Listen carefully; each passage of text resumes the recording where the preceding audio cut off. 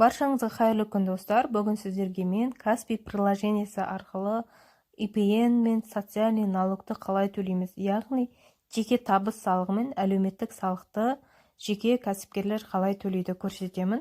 Платежи дегенге басамыз.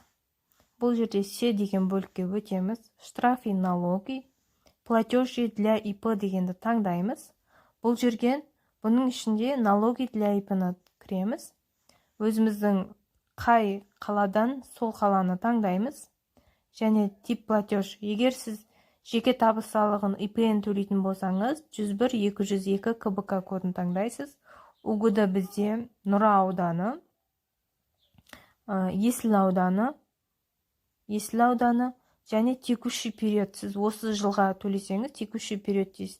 Ал егер өткен жылға қарызыңыз болса, долги прошлых лет деп төлейсіз. Текущий период, название ИП Марс және өздеріңіздің бейіндеріңізді суммаларыңызды жазасыздар.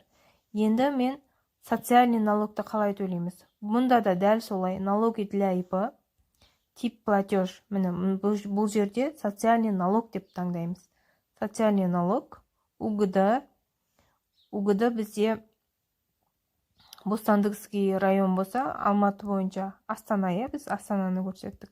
Астана бойынша социальный налог, 103-101 КБК кодын, Есіл ауданы бойынша, период, текущий период, және ИП атауын, ИП Марс, ИП и так далее, және ЖСН-іңіз жазасыз. Сонымен қатар суммасын жазасыз. Қанша налог шығыптыр отчет тапсырған кезде. Достар, сіздерге 910 салық декларациясын 15 августке дейін, 15 тамыз айына дейін тапсырып үлгеріңіздер. Тапсыру қызметі қажет болса, консультация қажет болса, сауатты тапсыру бойынша кеңестер қажет болса, сіздерге мен өзімнің қызметімді ұсынатын боламын. Баршаңызға менің ақпаратым пайдалы болды деген ойдамын. Менің каналыма тіркеліп, лайк басып қойсаңыздар, өте пайдалы ақпараттармен ұдайы бөлісіп отырамын.